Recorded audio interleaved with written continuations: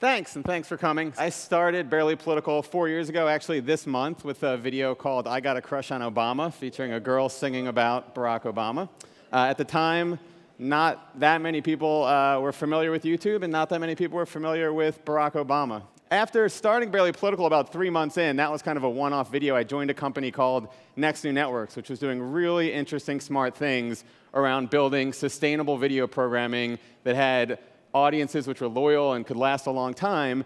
So I actually joined that company in large part to start this Barely Political network. I was at Next New Networks for 4 years. I got to work with a lot of video creators over that time. And then actually about 5 weeks ago, Next New Networks and myself became part of YouTube, which has been fascinating because I've been kind of obsessed with YouTube over the past 4 years, and now actually being inside of it and working with the people who are really genuinely focused on empowering you guys to create great videos and use the platform has just been a really incredible experience. It's only been 5 weeks. So I want to tell you a little bit about my story, about how I got to here. This is me the first day I shot the Obama Girl video. I might not look at there. I was super nervous. I hired these people on Craigslist. I kind of came into the room and said we were doing a video for YouTube, and they were like, yeah, we'll put it on YouTube, and then where is it going to go? And I was like, no, it's a YouTube video. It's going to be a YouTube video. And I was nervous, and we shot the whole thing in about 6 hours. We put out the video probably about a week after we shot it, and the thing just really took off. Definitely, surpassed any expectations I had. It became kind of a viral video. News networks were talking about it. You can see there's political cartoons there, not as insightful as the Libya one you saw earlier, but still, I got a political cartoon. So I was really excited about the one video, but also I knew that I needed to find people that could help me turn this into something that could last a long time. I love the idea of making videos, but I also wanted to create something that you guys probably already have, which is an audience of people that would come back and watch videos on a regular basis. So I joined this company, Next New Networks, and this was, again, about August 2007. And the basic notion for the company, which at the time was relatively new, was that we would be building sustainable online video channels, and that people would come back to these channels for years and years, much like cable had done in the 80s. And fortunately, we didn't know it at the time, but today has shown that this really is possible. A lot of you have probably been posting videos for 4 or 5 years now with some of the same viewers who started with you guys 4 or 5 years ago. And that was one of the primary focuses of this company, Next New Networks. For the first 2 years, we did a lot of original programming, including Barely Political and channels which maybe you've heard of, like Indie Mogul and Fastlane Daily and Threadbanger. And a couple years in, we actually started partnering with producers where we didn't produce the content in-house, but we wanted to work with them on ways to best utilize the platform, best grow their audiences, monetize their content, essentially help them with a lot of things which, if you're new to the world of online video, and again, I was in that position a little bit earlier, it can be helpful to know a lot of these things. So again, you might recognize some of them. Indie Mogul was a filmmaking channel. That's Mark, who's kind of the star of our Barely Political channel now. And one of the fascinating things about YouTube, which I'm sure you've all noticed, but really blew me away over the last 4 years, was the different types of programming that could still have this really passionate, loyal group of followers. So this is just a board of, I think, about 16 of the 80 creators that were part of Next New Networks. But you had things like makeup artists and comedy channels. Some of you probably saw the Gregory Brothers, which were in our program of outside producers. They've done stuff like Auto-Tune the News and the Bed Intruder song. Have you guys seen the Bed Intruder song? Familiar with it? All right, I'll email it to you after the show. It's good. So starting with your videos. So I mentioned before about certain things work well on YouTube. I don't want to kind of box anyone into these are the types of videos you should make, but I will say these are 4 buckets that have worked particularly well on YouTube, as we've noticed over the last few years, and very often you'd be combining different elements of this. So the next piece of advice here in the video section is to think about optimizing for search, and not just in terms of creating the right titles and tags, which I'm sure you guys are familiar with, but even thinking about what are the types of videos that will actually be relevant to either long-term search trends or the search trends that week. So the third tip here is about attention spans and about trying to engage your viewers early and get them to watch the whole video, partially because ultimately, no matter what tips I give you, nothing works better than getting your audience to watch a video, enjoy it, and share it. And typically, you want to get them to watch the whole video to do that. So I have a quick sample here, though, of one of the channels within Next New Networks, which really focused on hooking viewers into the video early because you really don't have much time with viewers today. They've got 6 windows open and other things to do and Blackberries. And if I come up 5 minutes after you guys are sitting here, then you're still here. But if this was YouTube and I came on and for whatever reason you were bored after the first 4 seconds, half of you would be gone and I'd be talking to a much smaller group. And that's kind of the way YouTube works. So we try to focus on how can we get people to get sucked into a video in the first few seconds. And here's an example of that. A Nintendo guitar, and hey you! It's episode 16 of IMG. A family photo that's not at all creepy. Except for that guy. And Super Mario Bros. Turns 25 years old today. It's episode 4 of IMG. Famous things as he basically Pac-Man teases all of the videos. Every time he puts up a video and the channel has really gained a lot of momentum, he kind of opens it with a few things you can look for later in the episode, and that tends to get people to stay involved through that first few seconds. And of course, you can track all that through YouTube Insight. So the fourth tip here, and this again relates a lot to keeping people watching your whole video, aside from it just being really important because you want your audience to enjoy and watch your whole video, it's also really important because the YouTube algorithm actually takes into account how long people watch videos for. So most of you are probably familiar with the YouTube algorithm. I'll try to explain it as close to as accurately as I can. It is a YouTube algorithm which decides which videos will be promoted throughout YouTube, and it's based on certain metrics involved with these different points up here. One, people watching for a long time. The YouTube algorithm really likes that. If it sees a video has a high attention span, it wants the YouTube community to see that. So that can be really great for your videos. It's one of the reasons I think one of the panelists said the best thing you can often do is just cut out any of the fat in your video. The second thing the algorithm really likes, this is again the YouTube algorithm, is people who upload a lot of content on a regular schedule. So there's a couple reasons to do this. Part of it is just people are creatures of habit. Rituals are really important to people. If you can create a regular schedule for your viewers, they're more likely to know when to tune in. But aside from that, and aside from just people wanting to watch regular programming, which is, again, part of the reason I joined this company, Next New Networks, way back when, because that's really what they were focused on, I don't think we even knew at the time that YouTube's algorithm really rewards this, that if you post on a regular schedule and you post often enough, YouTube will then put those videos in front of its audience, in large part because I'm sure YouTube recognizes that if they start watching videos that are posted regularly, they might become a regular viewer.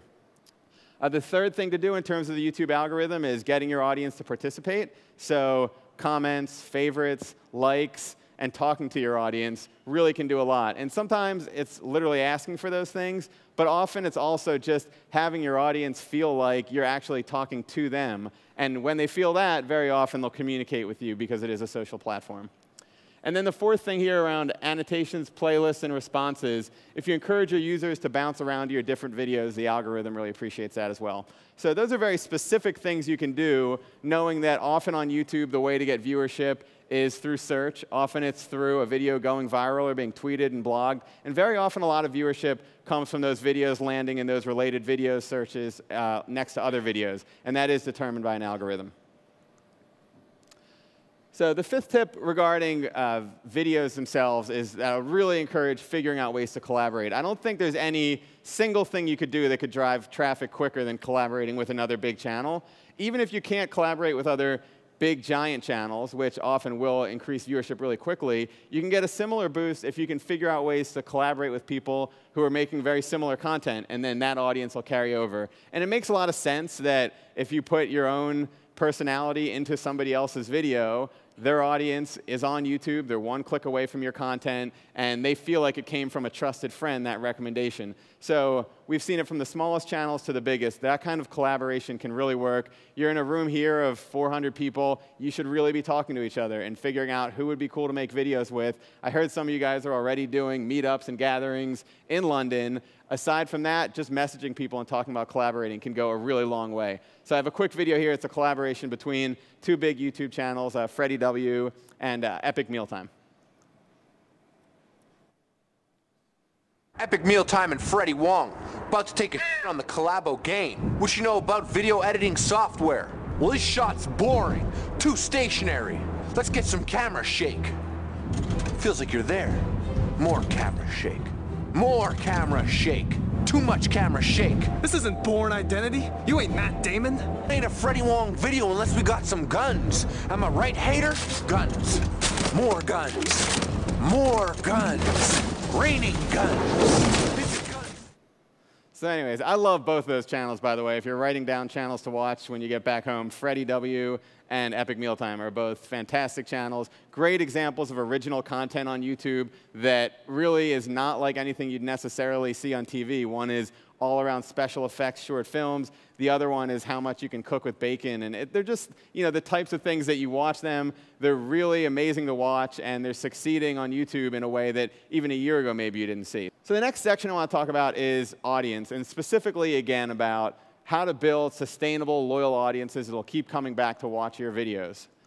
And the first point here is, again, to some degree, obvious that you should be talking to your audience. I would say specifically that when you talk to your audience, to talk to them like you're your friend. I've heard a lot of people in different social media platforms talk about the importance of really getting this connection with your audience. But to me, on YouTube, you have an opportunity that exists nowhere else because it's such a visceral experience, and people watch it, you know, in their homes, with their fingers at the keyboards, ready to talk right back to you.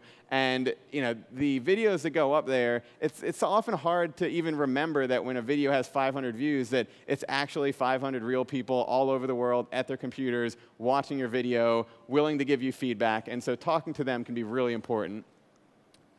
Second, in terms of feedback itself, YouTube is a great focus group, and it can be, you know, sometimes a little tough to stomach. I know the day I put up that first Obama girl video, I was, you know, just reading every single comment, and people were saying, you know, I was destroying the country if this guy got elected, or this was the greatest, or whatever it was. And if you kind of take that for what it is, there's a lot of extremism in the comments. You'll also find very often there's some really great advice about your videos, and you can kind of take the pulse of your audience. In addition to that, there's a lot of ways on YouTube that you can use your audience as a focus group besides just the comments. You can message them. You can actually create polls on your channel, and you can figure out ways to post bulletins to try to get them to answer specific questions.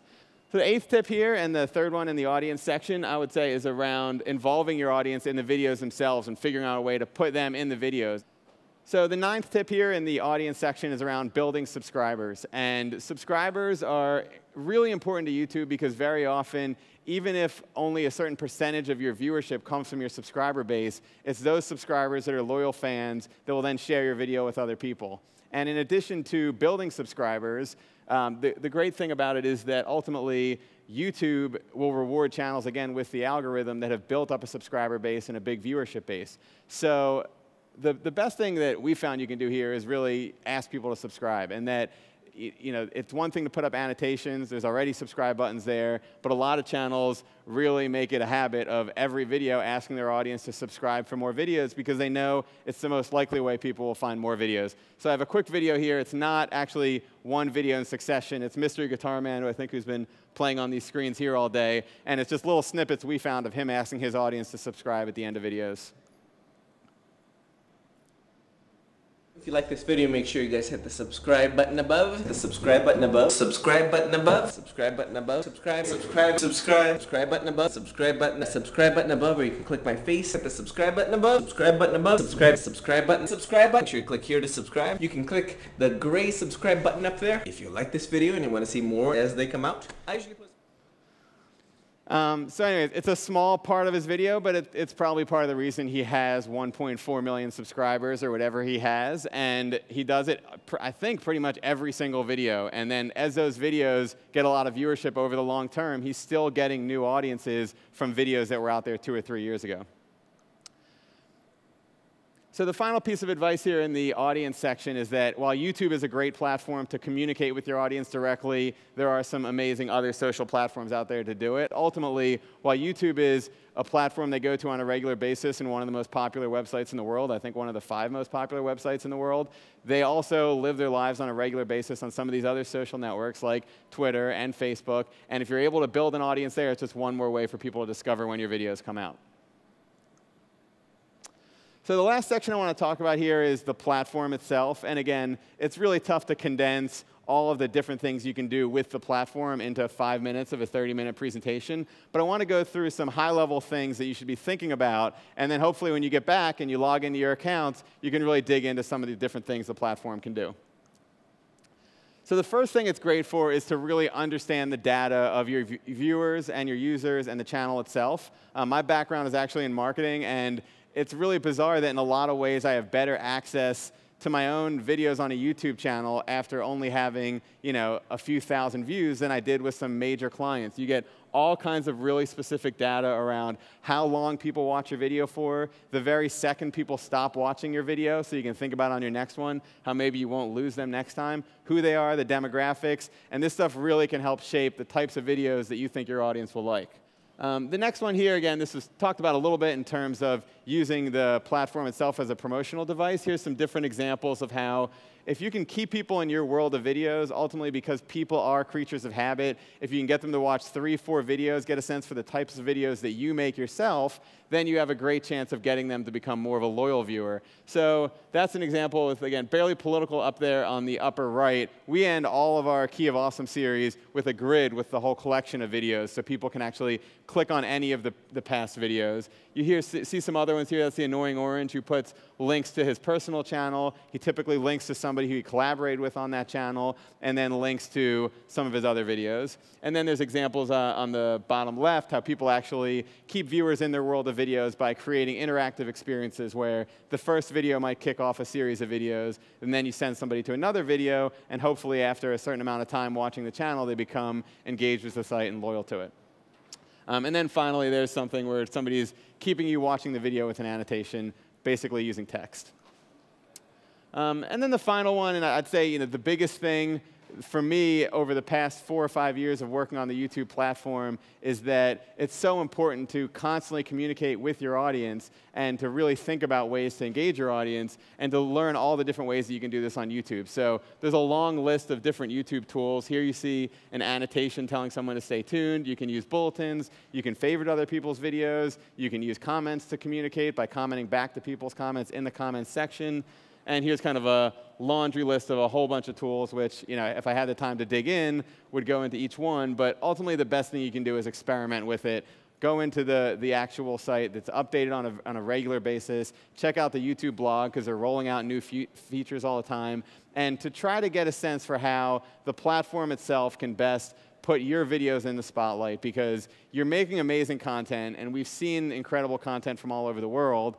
And very often we see that the people who do best are the people who have also figured out how to use the platform, to use it as a social medium, to market themselves, and to really focus on making both great content, but also building that audience. So that pretty much concludes the advice section of this. Thanks a lot for having me. I appreciate it.